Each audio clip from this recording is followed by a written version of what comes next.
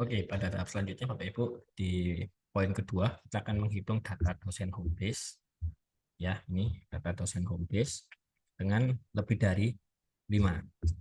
Jadi sebenarnya mudah saja Bapak Ibu bisa lihat dari data di PDDT.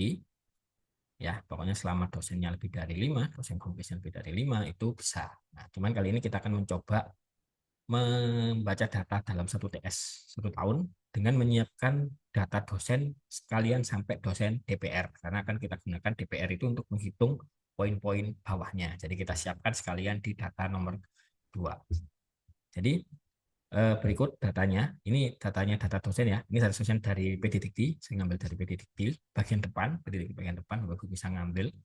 Di situ ada nama dosen, NIDN dan lain-lain. Itu setiap semester. Jadi ini genap, ini semester gasal, mohon maaf, ini semester gasal, ini semester genap. Ada dosen tetap, tidak tetap. Nah, di poin 2, Bapak Ibu, lebih mudahnya adalah kita ambil adalah dosen tetap.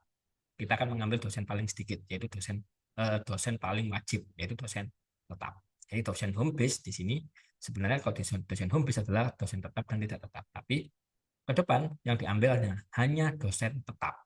Jadi kalau dosen tetap kurang dari 5 maka akan tidak lolos pantau.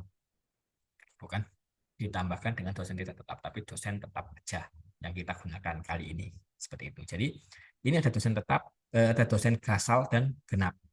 Maka kita harus ngejoin atau melakukan unique data. Maksudnya adalah kalau datanya kembar kita hitung satu. Jadi di Bu Awin di semester gasal itu ada ngajar juga, di semester genap juga ada Bu Awin. Nugraha ada, Pak Nugraha juga ada. Jadi jumlahnya ini totalnya dalam 1 tahun 2 semester ini ada 20 data. Padahal dosennya cuma ada 20. Ada 10, maaf, ada 10 dosen. Jadi kita akan utak-atik data itu. Selain itu juga sama, kita juga akan menyiapkan data dosen eh, penghitung rasio. Jadi di sampingnya dosen tetap kan ada dosen penghitung rasio itu di data PDDT. Itu juga bisa kita tambahkan. Langsung kita hitung di sini nanti. Data ini akan kita gunakan untuk menghitung di poin 3 dan seterusnya. Jadi kita ambil dulu aja dari sini. Nanti tinggal mengambil hasilnya. Oke. Jadi ini dosen penghitung rasio sama gasal dan genap. Ya, ini gasal sampai sini. Yang bawahnya ini genap. Nah, apakah jumlahnya sama? Maka dosen penghitung rasio lebih banyak, maka tidak bisa dilihat dari pandangan mata. Jadi harus dilihat nanti uniknya. Oke, di sini saya coba menghitung dosen home base dulu. Nah, di sini saya pakai dosen home base seperti ini. Ini saya kasih warna oranye sebagai contoh. Sama kayak tadi, kita kita insert, kita sisipkan pivot tabel sama sebelumnya. Kita full nanti pakai pivot tabel rentangnya ini kayak tadi langsung diblok aja ke bawah. Pastikan di bawah sini nggak ada data lain ya Bapak Ibu biar tidak mempengaruhi jumlah data yang di atas, biar hasilnya tidak salah. Oke, sheet yang sudah ada kita taruh di sebelah sini. Oke, nah seperti ini. Nah, ini sudah jadi tabel pivotnya. Oke, di baris saya isikan ikatan kerja tetap tidak tetap. Kemudian di kolom saya isikan semesternya. Nah ini semester gasal dan genap. Oke, kemudian nilainya kita ambil berdasarkan NIDN. Nah ini kalau dijumlahkan karena NIDN dianggap angka. Kita pakai count A. Nah ini di count A. Jadi gasal sekian, genap sekian. Nah, kalau kita count unik juga sama. Oke, bedanya? Oh, beda di jumlah. Jadi sebenarnya kita nggak memerlukan jumlah antara gasal genapnya gitu di sini ya. Jadi bukan berarti ini saya pakai count unik ya di total. Jadi maksudnya count unik adalah dosen tetap di sini totalnya 9. Di gasal 9, di genap 9. Kalau kita count unik maka grand totalnya ini ya tetap 9, bukan dijumlahkan. Maksudnya apa? 9 orang di sini dengan 9 orang di genap itu adalah 9 orang yang sama. Tapi kalau kita pakai yang nilainya count A, maka dijumlah. Dianggap 9 orang di sini sama 9 orang di sini itu beda. Jadi, biar Bapak Ibu nggak bingung, maka ini kita poin unik aja, terus total ini nggak perlu, nggak apa-apa. Total yang semester. Nah, nggak usah ditotal, nggak apa-apa. Seperti ini. Jadi ini gasalnya sekian, genapnya sekian. Jangan lupa, yang kita ambil adalah data TS. Nah, data TS itu bukan gasal genap, tapi kombinasi gasal dan genap. Maka tidak perlu semester. Tadi yang kolom semester ini kita hilangin. Ya, inilah datanya 1 tahun. Dosen tetapnya ada 9, tidak tetapnya ada 1. Seperti itu. Jadi lebih mudah, Bapak Ibu. Seperti itu, ini TS.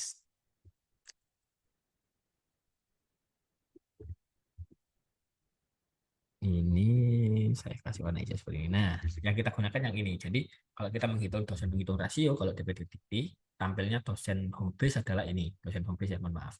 Kemudian, kalau dosen tetap itu ini. Jadi, yang kita ambil adalah dosen tetapnya saja. Jadi, dosen tetap minimal 5. Jadi, di sini nilainya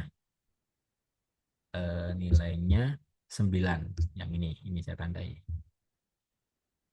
Nah, yang kita ambil yang 9 ini. Jadi di sini minimum 5, ini 9. Jadi poin 2 di sini mencukupi. Nah, selanjutnya kita akan menghitung dosen penghitung rasio.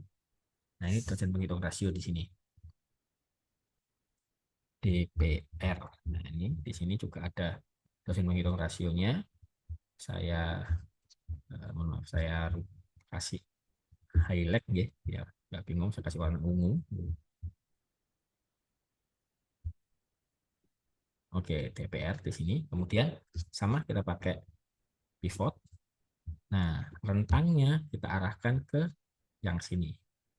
Nah, ini saya kecilkan ya, biar lebih mudah bacanya. Ini tinggal rentangnya. Kayak tadi dari sini sampai sini. Jadi seluruh tabel, seluruh kolom ini biar dapat asal dan genapnya. Oke. Kemudian kita arahkan di mana? Di sheet sebelah sini. Nah, oke. Nih tabelnya. Nah, di sini kita pakai apa? Kita akan coba dengan cara yang sama. Barisnya itu tadi ikatan kerja, kolomnya kolomnya itu periode. Periode nggak usah nilai. Loh, oh maaf kegeser. Harusnya di kolom, periode kolom. Di kolom sini ya, mohon maaf. Jadi barisnya itu, ini nggak bingung, barisnya itu ikatan kerja, kolomnya periode. Nilainya NIDN unit. Nah, ini nilainya. Jadi di Gasal dosen tetapnya DPR-nya itu ada 51, di Genap DPR-nya ada 42. Keseluruhan 1 tahun DPR-nya 55. Dosen tetap aja yang jadi DPR 52. Berarti ada kemungkinan ada yang dosennya ikut di Gasal tidak ikut di Genap, ada juga yang ada di Genap tidak ikut di Gasal. Itu akan dihitung satu. Makanya dalam 1 tahun nilainya lebih banyak, yaitu 55. Seperti itu. Jadi jangan nggak bingung kayak tadi, yang periode saya hilangkan. Jadi yang Bapak Ibu bisa ngambil nantinya adalah kalau kita ingin menghitung dalam TS ya, ini dalam TS, DPR dalam TS 1 tahun penuh, maka nggak perlu ada periode. Nah, ini totalnya 55. Ini yang kita ambil. Ini yang untuk DPR unitnya, 55 dosen. Kalau Bapak Ibu pengen lebih detail, bisa seperti ini. Ini saya copy ya. Kemudian saya taruh sini. Nah, saya copy, saya taruh sini, ikatan kerja. Ini kan ikatan kerja. Ini kita ganti, bukan ikatan kerja, tapi berdasarkan nama. Nah, contohnya seperti ini. Kemudian kolomnya kita berdasarkan periode.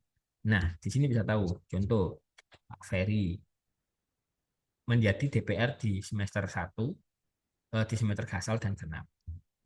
Pak Ahludin hanya di semester Gasal. Kemudian ini Pak Habib, Ahmad Habib di Genap. Kemudian ini Bu Dona di Gasal aja, seperti itu. Jadi di sini Bapak Ibu bisa tahu 55 dosen itu siapa yang ngajar di Gasal aja, siapa yang genap, siapa yang Gasal genap. Seperti itu. Itu untuk mempermudah melihat data dari DPR. Jadi Bapak Ibu bisa langsung menggunakan pivot tabel. Oke, seperti itu hasil dari eh, perhitungan di poin 2. Jadi poin 2 yang diambil hanya dosen tetap untuk memperkecil, untuk memastikan tidak ada miss dan terpenuhi secara data administrasi. Jadi administrasi kan juga mengambilnya adalah dosen tetap. Seperti itu Bapak Ibu. Oke. Sekian untuk yang perhitungan poin 2, untuk perhitungan poin 3 dan seterusnya Bapak Ibu bisa melihat di video selanjutnya. Terima kasih.